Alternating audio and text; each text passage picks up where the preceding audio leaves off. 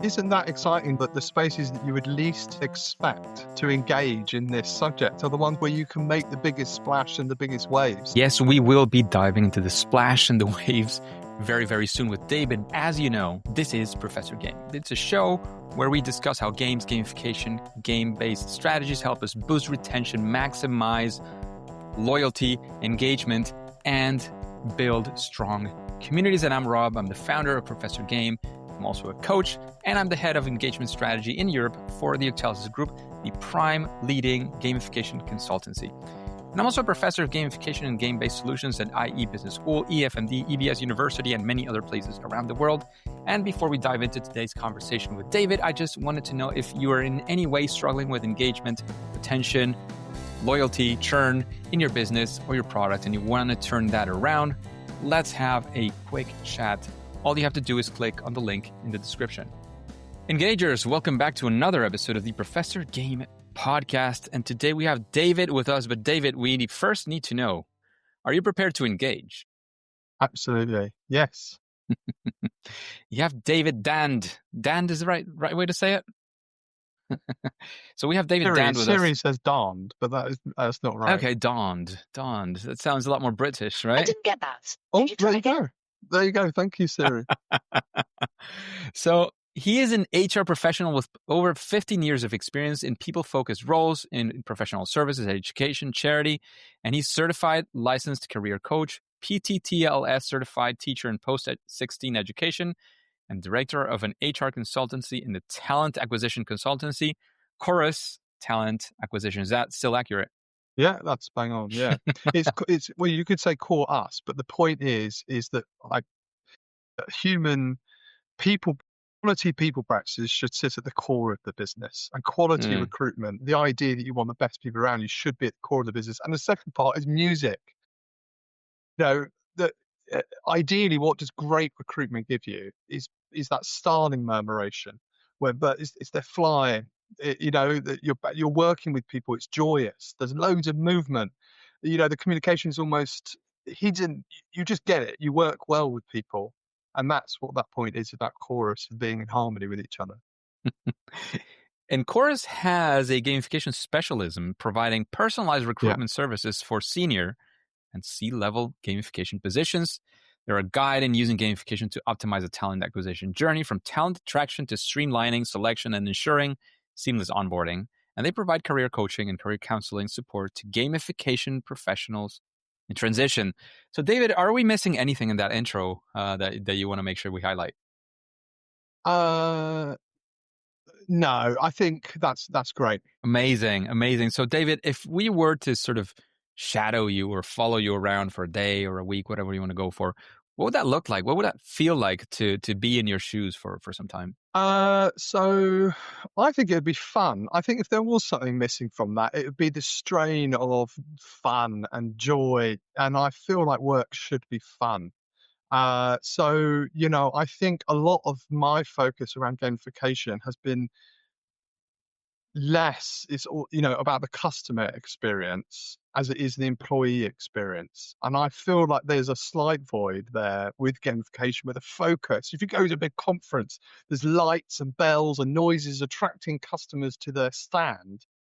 That kind of lights and bells and whistles stops for a lot of employees when they come into a business. And where is that concept, the point of fun and games and engagement with staff as a way to motivate and retain, and refine where we're all going. So I think that's a real shame, and I think you would find that if you followed me around for a week is a lot of the concept of how can we make this an effective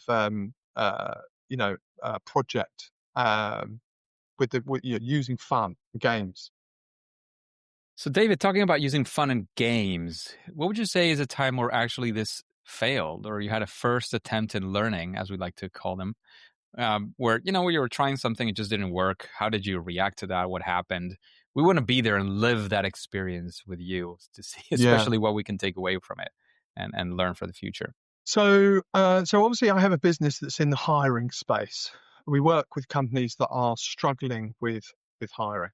And an example is we worked with a smaller sized accountancy firm who were hiring 2 senior managers who were going to go on to become partners. And these, to be a partner in an accountancy firm, like a senior leadership position, you're setting a tone for how people should work, their behaviors, the culture. And so there's some sensitivity around that hire, rightfully so. And we built a game with a Hungarian group that we could use to go to market that had 2 sides to it. One, which was this kind of technical element of what do you know about the latest government rules compliance within the accountancy, and specifically this was within the audit space. And then the second part was this game element where applicants would move a cursor around, and together they would give the leadership team, the hiring team, a picture of one, the person's technical competence, but also their character, benchmarked against core competencies useful within the accountancy sphere. So things like dealing with monotony, things like accuracy. And I think this was highly successful.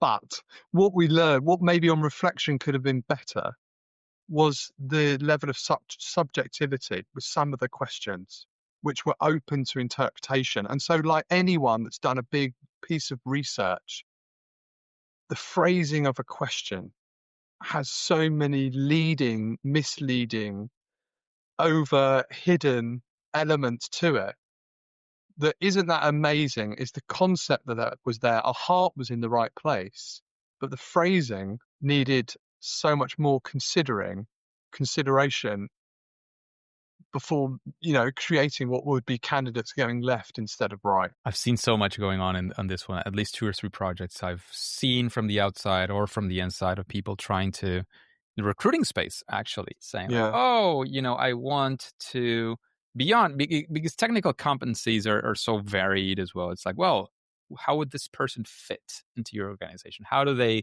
look in terms of, being more individualistic person who, pushes forward by himself, or, more of a team person?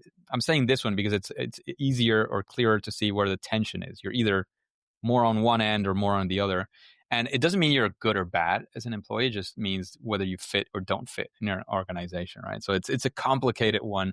And even just determining whether you're one or the other always depends on how you ask the question, and the question being the right thing to ask. Or you don't ask the question, you see a behavior and how people react and so on. So it's a very interesting space to me. It's also a very complex one, technically, from a technical perspective. Yeah, I think there's lots there, isn't there? That's super interesting. What you've said is an organization being kind of open and true about actually who they are also. So a great thing in the gamification space, and I bet your listeners this will resonate, is an organization might say, we love and value creativity. Well, that sounds great until you hire someone who's neurodiverse or highly creative, and you find out that they're very difficult to manage, or they don't toe the line. And I think what was great is, an organization saying, yeah, do you know what? We don't really want highly innovative in the accountancy space, for example. We don't want someone who's doing something like kind of crazy ways of working. What we want is someone who's very traditional. And so I think there's a truth there if that organization can be clear about what their truth is and also how they want to manage. What do they really want? And that's what that organization got by partnering with us, is that kind of deeper, more reliable way of hiring someone who's going to stay and who's going to perform and lead others, that's in harmony with that organization. I think that the second part I think is really cool though, Rob, is that you wouldn't think gamification in accountancy wouldn't be one space that jumps out at you as radically welcoming to something like Gamify. And because of that, it stood out in the market. Candidates loved it.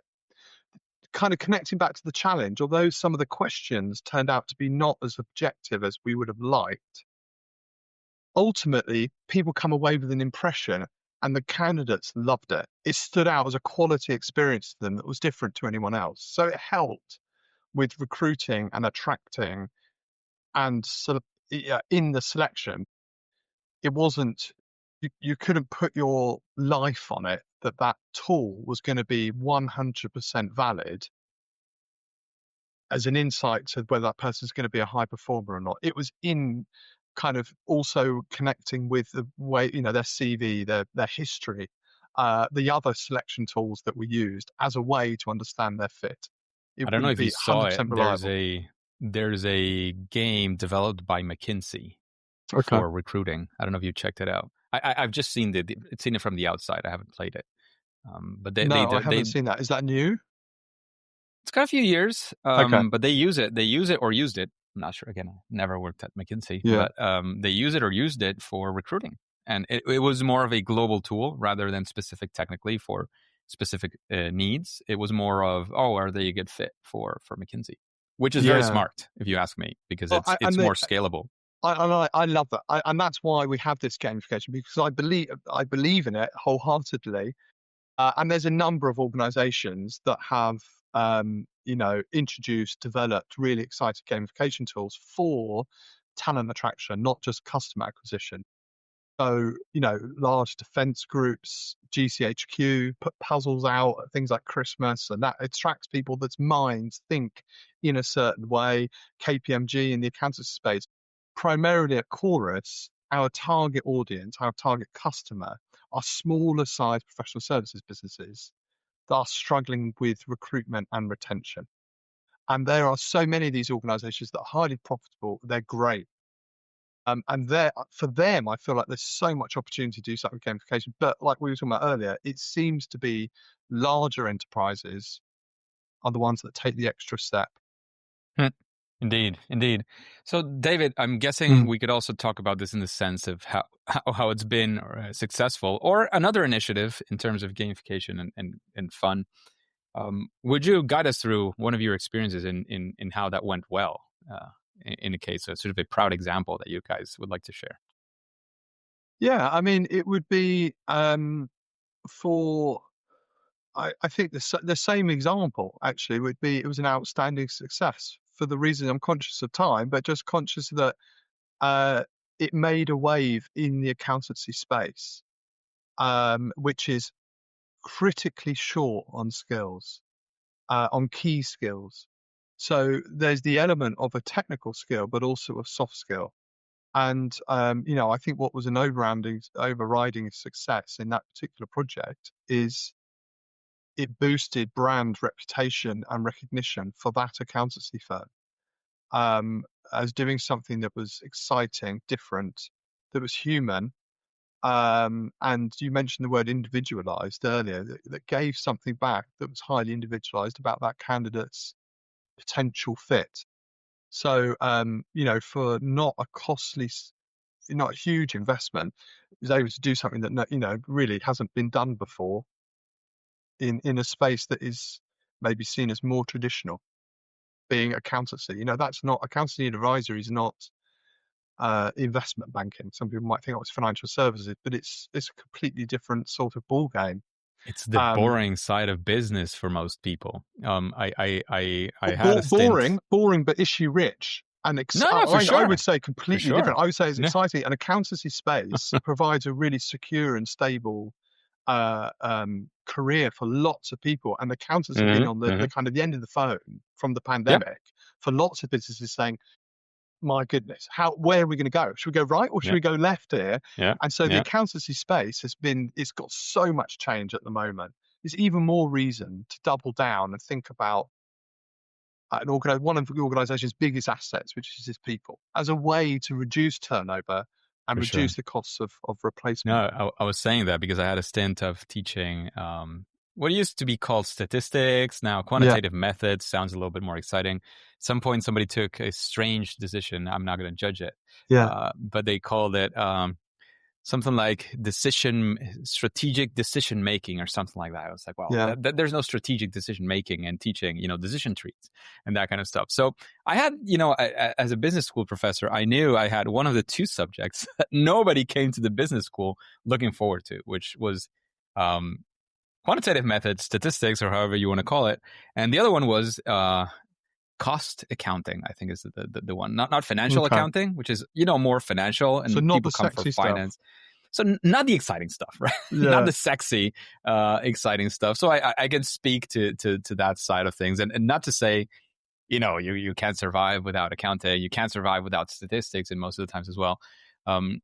But it is the kind of thing that people from the outside see as boring. People on the inside, don't get me wrong, people who really enjoy this see this as one of the most exciting career paths in the world, right?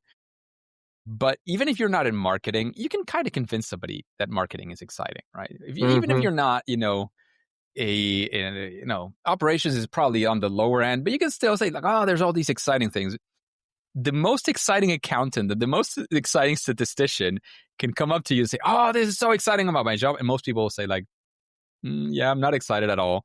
Right. So it is tough in that sense for that. And when you were saying it's one of the traditional industries, I related very much to that experience I had where it was tougher. Like students were expecting, they come to a business school looking forward to their marketing, to their finance, to some of them even to operations, entrepreneurship, for sure, innovation. None of them came looking. In fact, I had a student, funny enough, I gave quantitative methods and statistics.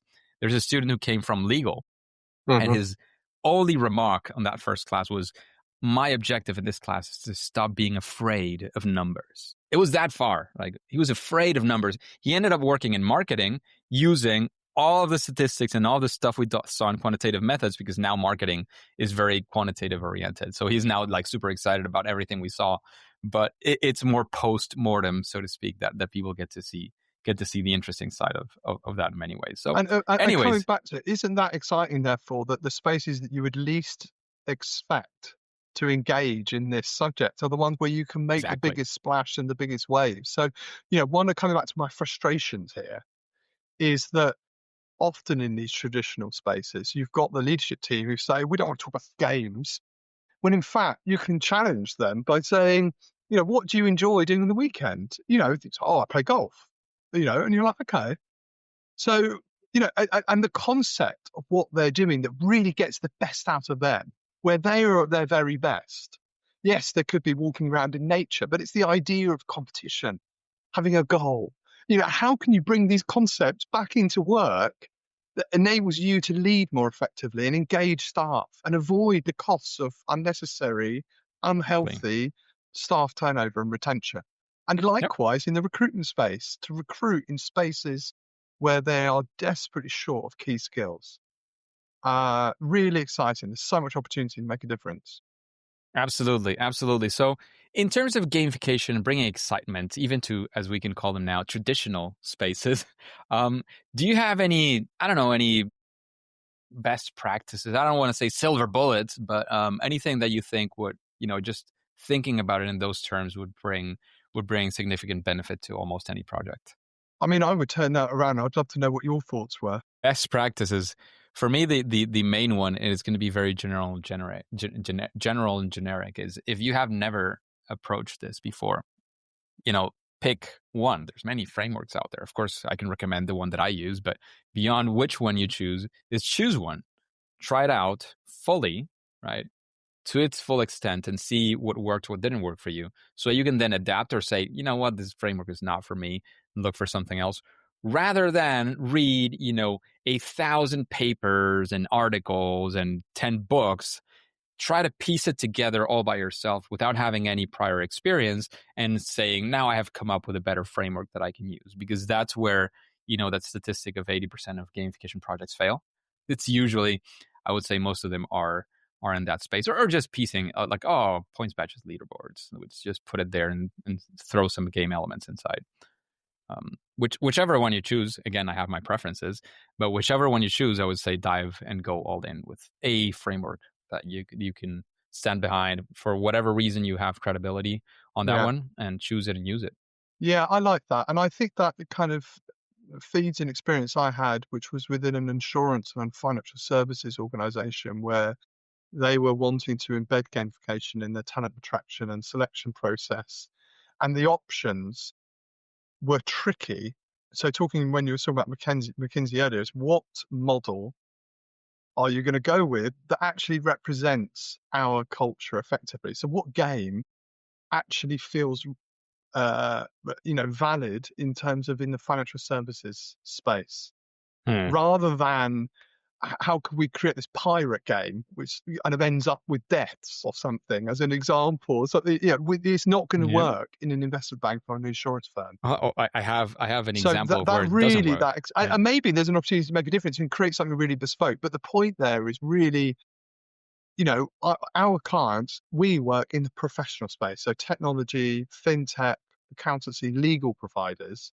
There has to be a vibe that is Yeah. at the core of what you're looking to do here. But I think the other thing that I'm really mindful of is bias, and I think this comes back to this concept of like subjectivity in terms of the questioning used, but bias within gamification and AI is a problem. That's maybe a whole nother level of subject here, but how can candidate selection, recruitment, and gamification work to reduce bias rather than encourage it? Hmm. There has to be a lot of intentionality there as well. Hmm. It's one of the first things. It's really hard. Bias is one of those things that we can't run away from. Not even now with AI. And It's but even more so, pretty much that's one of the intensifying it. biggest challenges with AI, and it's something really Yeah. exciting and difficult Yeah, it's to get funny with around. AI sometimes, how the mistakes it makes and you have to point them out. But if you don't realize and you're not conscious that there is going to be bias, it's even harder to spot it. And if you don't spot it, it's going to be there. Right? You can say, "Oh, you have this bias," and AI is going to agree with you most of the time. It's like, "Oh yeah, of Mm, course I didn't realize."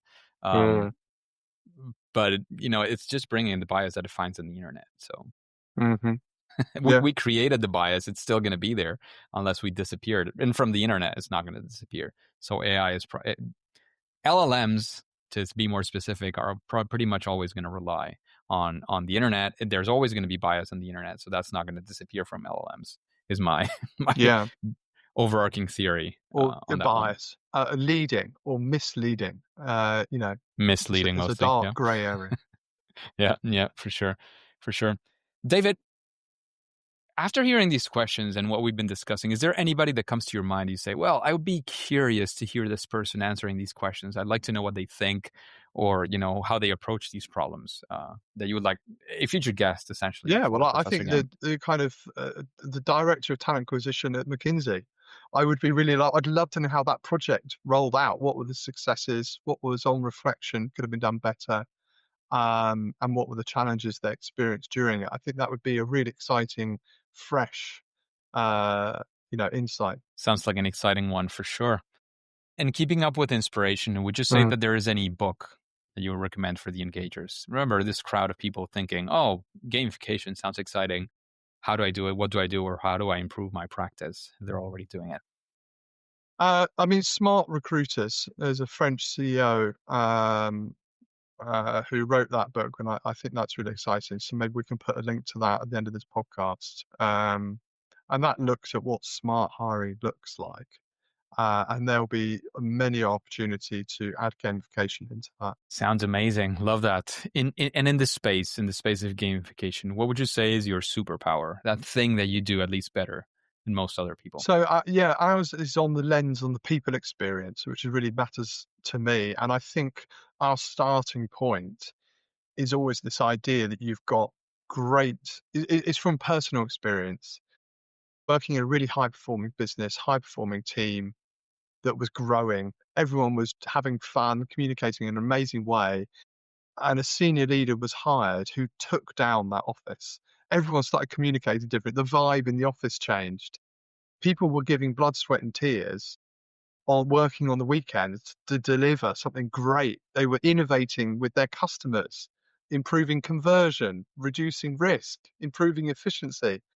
And one person was able to change that. So I feel really powerfully about the risks and the opportunities to great people practices. And that's our starting point. How can you invest in your current staff in a more fair and exciting way? And also help attract the great people who stay and perform and that add to that business. Um, that's something that feels important to me. Certainly is. Certainly is. David, we get to the difficult question now. Yeah. What is your favorite game? Chess and football. And yeah, isn't that a joy? Football, brilliant. I was doing some training this week with an organization, and sport comes into, and it's forgotten, that concept of joy, how you can bring that into the work. The common themes between conditions where people are at their very best and sport is something there. But chess, I can get lost in for hours. Football, I just love it. As a player, as a fan, what's your side? Mainly as a player. I just think, you've got an individual responsibility to do. Michael Jordan quote, there's no I in team, there's an I in win. So you individually are accountable for executing, but the working in a team, fun, competition, a bit of risk, a bit of aggression, speed, brilliant. Clear goals, clear Brilliant rules. game. Yeah, for sure. I use it as an example. When there's Americans, I say soccer, which I don't like too much. Yeah. Where when explaining the rules of a game and how detailed it has to be, I say, imagine an alien comes, lands here, and you need to explain to them the game. Football. So, the objective is to pull the ball in the net, and they just grab the ball and put it there. So, no, wait, you can't use your hands, right? Like, oh, okay, no hands. You can use only your feet, your head. Yeah. Oh, fantastic.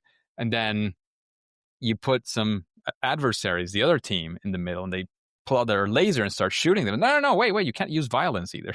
So, it gets into all these rules, all the nuances, and that is actually what makes the game fun. If you don't have any rules, there's no fun to it. Oh, put the ball in the net, you grab it, you put it there. How many times can you do that until you get bored? Rob, I completely. When we were young, and we would always have to take the mickey out of my sister, because she would start a game, a ball game, whatever, and she would say, "All right, okay, right. The aim of the game is," but what really is frustrating when you're an employee is this kind of unrealistic changing of what we're doing, and as a senior leader, sometimes we're coming up and advising businesses where they're like expecting the impossible. Oh, generally it's true that most people thrive, they're at their best when there's a clear goal.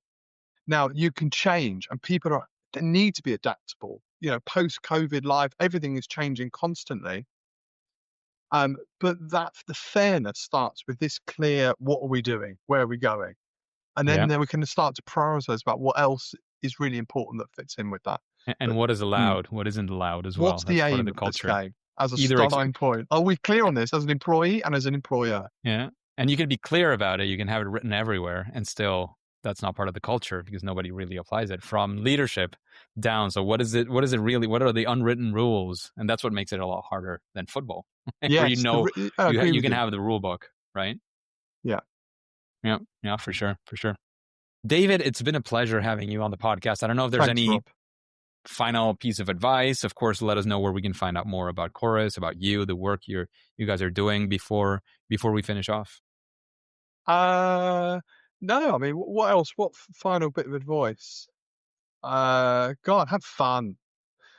Yeah, joy, happiness, fun, funny. Humor is there's not enough of it, especially in the professional landscape, professional services, SMEs. So you can find us at chorus.co.uk or coreus.co.uk. You can find me on LinkedIn. We've got quite an amusing wit and wisdom campaign, which we've been doing with famous quotes and relating that back to the kind of people experience. But yeah, I'm really happy to hear from anyone and have a confidential chat about their career or opportunities. Yeah. Amazing. Thanks a lot again for your experience, your insights, and everything in between. However, David and Engagers, as you know, at least for now and for today, it is time to say that it's game over. Hey, Engagers, and thank you for listening to the Professor Game podcast. And since you're interested in this world of creating motivation, engagement, loyalty using game-inspired solutions, how about you join us on our free online community at Professor Game on School. You can find the link right below in the description, but the main thing is to click there, join us. It's a platform called School. It's for free, and you will find plenty of resources there. We'll be up to date with everything that we're doing, any opportunities that we might have for you. And of course, before you go on to your next mission, before you click continue, please remember to subscribe using your favorite podcast app and listen to the next episode of Professor Game. See you there.